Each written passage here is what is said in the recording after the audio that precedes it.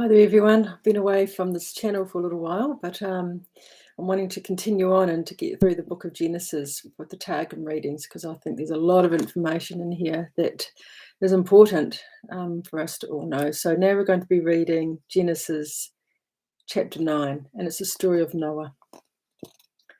And the Lord blessed Noah and his sons and said to them, "Spread forth and multiply and replenish the earth. And the fear of you and the dread of you shall be upon every beast of the earth, and on every fowl of the heavens, of all that the earth swarmeth forth, and all the fishes of the sea. Into your hand are they delivered. Every moving thing which liveth to you shall be for food, as the green herb I have given to you the whole.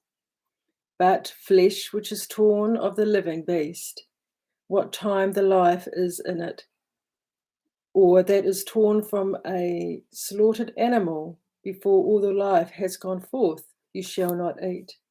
But the blood of your lives I will require of every animal which hath killed a man. I will require that it be put to death on his account. And from the hand of a human being, from the hand of the man who has shed the blood of his brother, will I require the life of a man. Whoso sheddeth the blood of man, the judges by witnesses shall condemn him unto death. But he who sheddeth it without witnesses, the Lord of the world will bring punishment on him in the day of the great judgment. Because in the image of the Lord he made man. And you spread yourselves abroad and multiply, and bring forth in the earth, and increase in it. And the Lord spake to Noah and to his sons with him, saying, Behold, I establish my covenant with you, and with your children after you, and with every living soul that is in you, of birds and of cattle, and of every beast of the earth that is with you, of all that go forth from the ark, of every beast of the earth. And I will establish my covenant with you, and will not again cause all flesh to perish by the waters of a flood. And there shall not again be a flood to destroy the earth.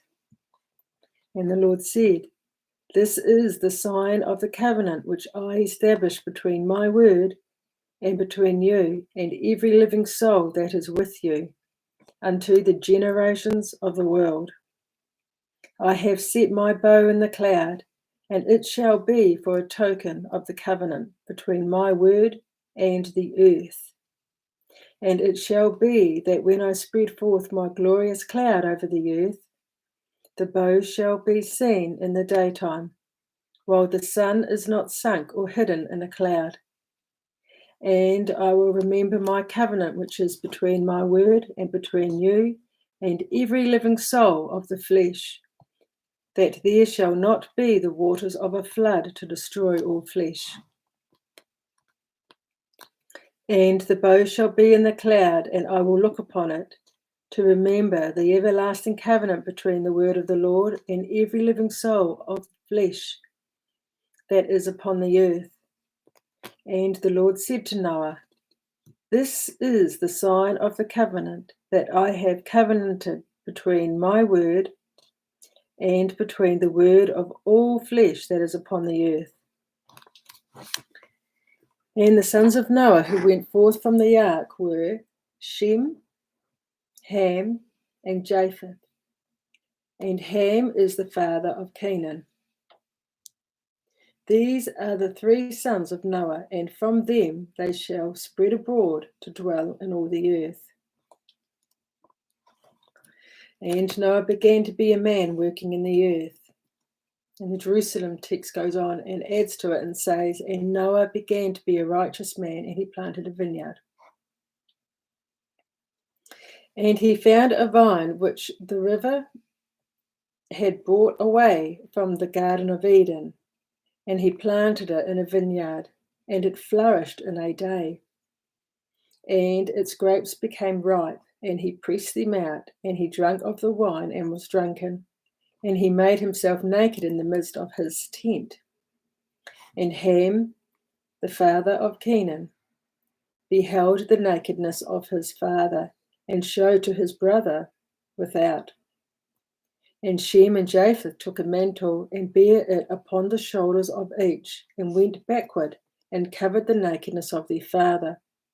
And their faces were turned back, and the nakedness of their father they did not behold.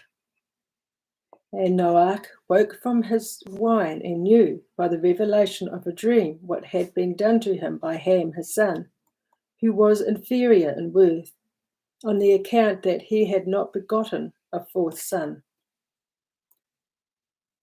And he said, Accursed is Canaan, who is his fourth son. A serving servant shall he be to his brethren. And he said, Blessed be the Lord, the God of Shem, whose work is righteous, and therefore shall Canaan be servant unto him. The Lord shall beautify the borders of Japheth, and his son shall be proselyte and dwell in the schools of Shem. And Canaan shall be a servant unto them. And Noach lived after the deluge 350 years, and all the days of Noach were 950 years, and he died. I've just got some extra notes here that I've taken from other books and also some knowledge that I acquired through studying with Zen Garcia on this particular chapter.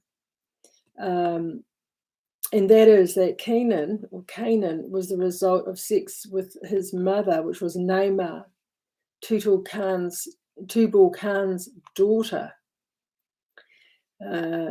Cain's seed, Naamah is half serpent seed. So just interesting how these bloodlines have remained and where they come from. So I hope you enjoyed this reading today. Be blessed. Shabbat Shalom.